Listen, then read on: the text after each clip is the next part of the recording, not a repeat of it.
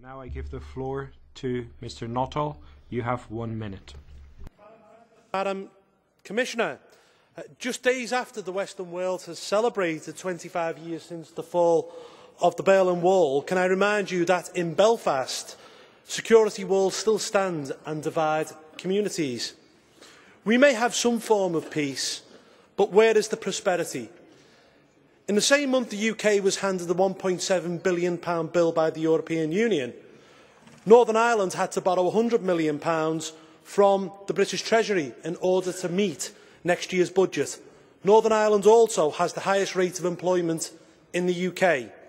May I therefore suggest that rather than the UK handing over £55 million every single day to the European Union, a proportion of that money is spent in Northern Ireland where it is so badly needed.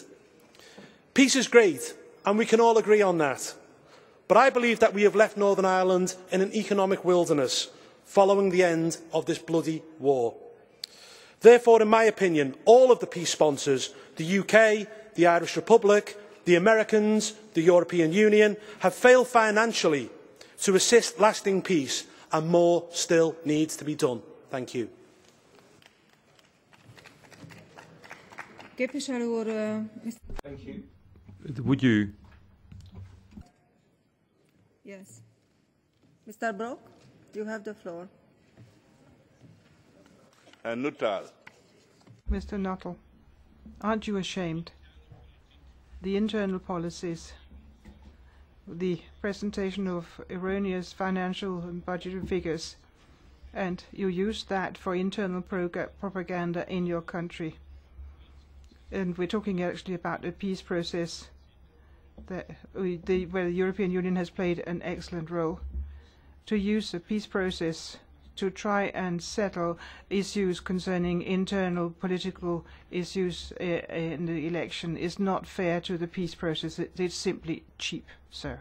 Mr. Brock, you made a great point. It's my country. It's yours.